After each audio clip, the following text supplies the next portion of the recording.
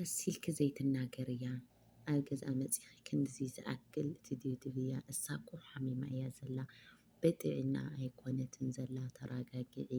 ንስኺ ኣይሓመምክን ሰብ ክትሕምም እምበር ሰላም ሰላም ክቡራት ቤተሰበይ ከመይ እኒኢኹም ኣነ ሰላም እኒኢኹ እግዚኣብሔር ኣምላኽ ይመስገን ከምቲ ኣነ ሰላም ለለኹዎ ሰላም ክትኮንለይ ናይ ልባዊ ትምኒተ እዩ ክቡራት ቤተሰበይ እምበር ከስላዛ ቻናለይ ክትኣተለኹም ከም ናይ ኩሉ ግዜኹም ምትብባዕኹም ኣይፈለየኒ ክብለኩም ይፈቲ ክቡራትን ክቡራን ተኸታተልተይ ማለት እዩ እና ናይ ሎማዓንቲ ኣድያይ ወይ ከዓ ትሕዝቶይ ድማ ብዛዕባ ናይ ሊልን ናይ ኣሌክስን ቢትን ማለት እዩ ኣብ መንጎኦም ተፈጢሩ ዘለ እየ ሒዘልኩም መፅአ እኒአኹ ማለት እዩ ብፅሞና ክትከታተሉ ድማ ብትሕትና ይላወኩም እና ከምቲ በቃ ማለት ሲ ከምቲ ዝፈራሕናዮ ወይ ከዓ ከምቲ ንሪኦ ዝነበርና ከምቲ ቅጫጭውሲ ትማሊ ማለት እዩ ቢቲ ብጣዕሚ ተሰንቢዳ ወይ ከዓ ተጨናኒቓ ከም ዘላ ኣሌክስ ካብኣ ክፍለ ከም ዘይትደሊ እየ ሒዘልኩም መፅአ ነይረ ማለት እዩ ትልወልናዮ ድማ ይኾንለ እዩ ማለት እዩ ክቡራት ቤተሰብ ብጣዕሚ እዩ ዝገርመካ ማለት እዩ እሞ በዓል ሓዳር በዓል ናብራ እንታይ በእውነት ዝኩሉ ፍቕሪ እዚ ኣብ መንጎ ምእታውስ እንታይ የድለየ ኣነ ሲጀመር ካብ መጀመሪኡ ክሪኦ ከለኹ ብትክክል ሓፍቱ እዩ ዝመስለኒ ነይሩ ማለት እዩ ግን ሲ ኣብ መንጎ ሰብ ሓዳር ምእታውሲ እንታይ የድለየ እዩ ማለት እዩ ከዓለለስ ብጣዕሚ እየ ዝገርመኩም ማለት እዩ ከመይ ተገሪምኩም ትኾኑ ኣነ ገሪሙኒ እኒኦ ናዛ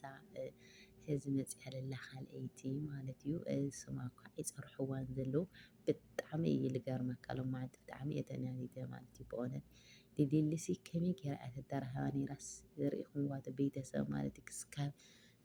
ኣብ ርእሲ ዘይበፅሐኪ ኮይኑ ንስኺ ዘይሓመምኪ ኮንኪ ንስኺ ሰላም ስለ ዘለኸ ኢኽና ሰላማ ኣይትዝረግላ ኣብ ገዝኣ መፂኺ ሕማቕን ፅቡቕን ክትናገሪ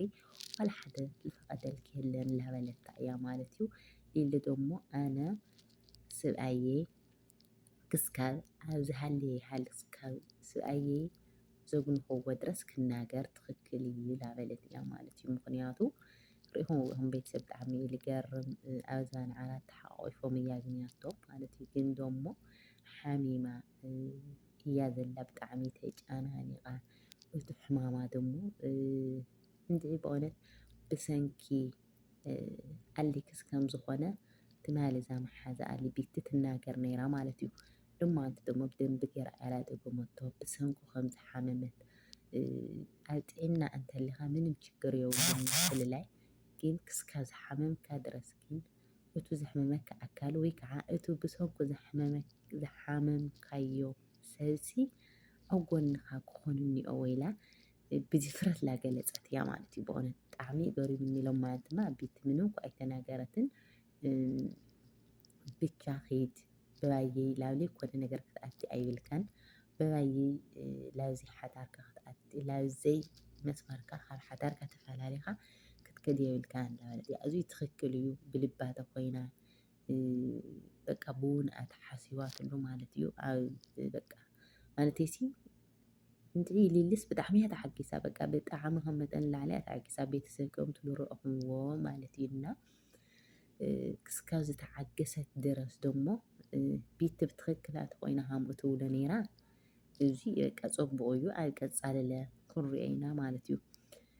ግን በቃ እቲ ዋና ዝገርመካ ነገር እኒአ ግን በቃ ናዛ ሓንቲ ማለት እያ ብእውነት ብጣዕሚ እየ ተደኒቐ በቃ ግርም ይብልኒ ማለት እዩ በቃ ክሓድር እኒአዎ ተደለየት ትኸይድ እምልከተና ጉዳይ ይኾነ ኣነሲ ብምንታይ ክናገር እኒአኒ ኣነ ንሰብኣየ እየ ዝናገር ዘለኹ ክትብላ ተላ ንሰብኣይኪ ክትናገሪ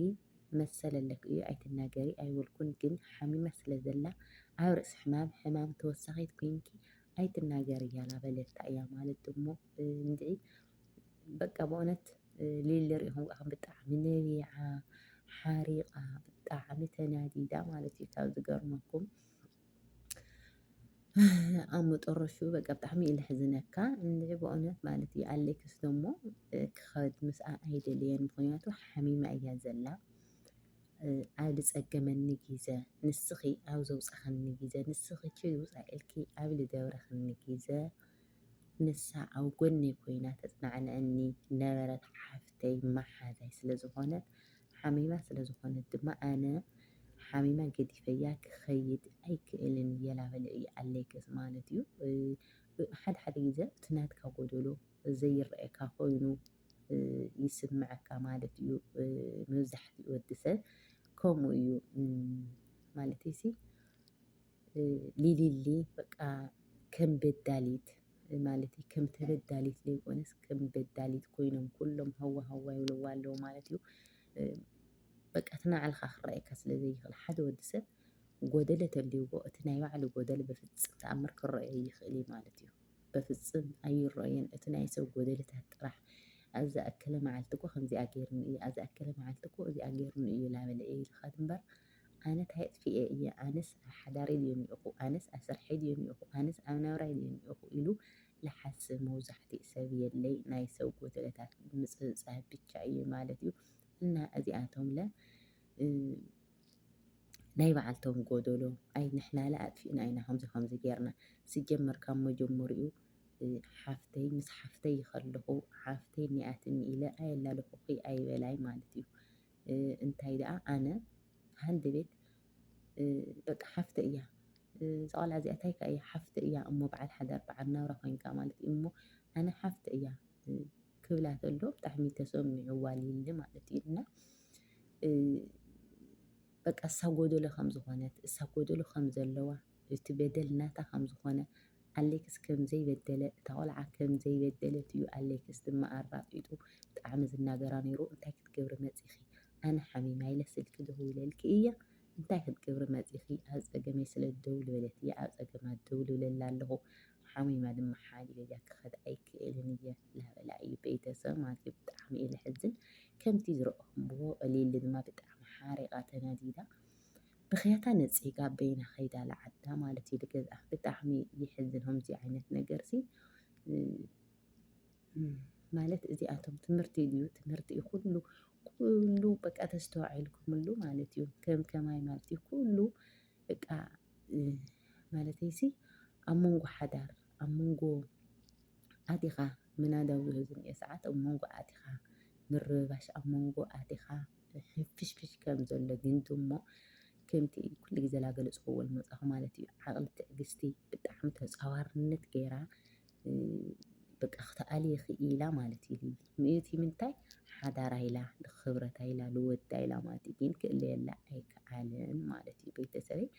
ብጣዕሚ እዩ ዝሕዝነካ ብእውነት ብጣዕሚ በቃ ሎማዓንቲ ብጣዕሚ እያ ሓሪቓ ብልባ ትበክላ ገለ በቃ ከምኡ እዩ ዝስምዓኒ በቃ ሊሊ ማለት እዩ። እና ከም ናይ ወትሪኦም ላሰሓቁ ላተጫወቱ ክመፁ ተስፋ ንገብር ኣለይክስ ላብ ልቡ ክምለስ ቢቱ ድሞ እንድሕር ትኽክል ሓሚምኩ ኮንኪ እግዚኣብሔር ኣምላኽ ምሕረት የውርደልኪ ክብለኪ ይፈቲ እንድሕር ንኣዓቶም ኣብ መንጎኦም ኣቲኺ ትርብሺ ሃሊኸ ደሞ እግዚኣብሔር ኣምላኽ ልቦና ይሃብኪ ክብለኪ ይፈቲ ማለት እዩ። እና ክቡራት ቤተሰበይ ብትሕትና ክስካብ ዘዳመፅኩምኒ ካብ ልቢ ከመስግነኩም ይፈቲ ሸር ሳብስክራይብ እናገበርኩም ምትባዕኩም ኣይፈለየኒ ክብለኩም ይፈቲ መሃሪ ዘበለ ርእቶም ድማ ኣብ ኮመንቲ ግደፉለይ ማለት እዩ። ዝጋገለኹ ተኾይነ ብጌጋ መልክዕ ክቕፅለሉ ተኾይነ ድሞ ብፅቡቕ ትምህርትኹም ኣይፈለየኒ እና ስሰናይ ጥዑሙ ንዓኹም ባይ ባይ ፍቱ የለብለኩም ደግሞ የቐርበለይ ብሩኻት